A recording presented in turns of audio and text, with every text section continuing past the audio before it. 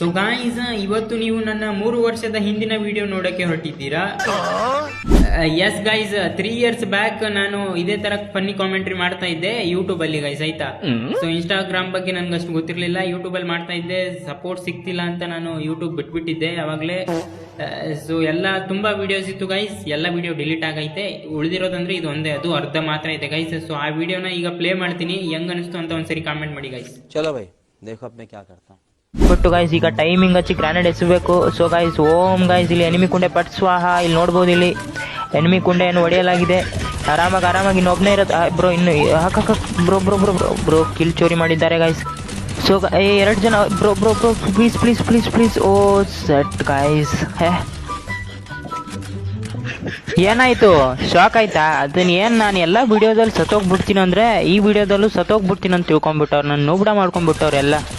ಗೊತ್ತಾ ಗೈಸ್, ಯಾರು ಗೊತ್ತಾಯ್ತು ಈಗ ಹೆಂಗ್ ಹೊಡೆದೆ? ಉಜ್ಜಾಡ್ಬಿಟ್ನಲ್ಲ, ನೋಡಿದ್ರಲ್ಲ. ಸಿಂಹ ಯಾರು ಗೊತ್ತಾ? ನಾನು ಸಿಂಹ ಮಾತ್ರ ಬರ್ತ ಮತ್ತೆ ನನಗ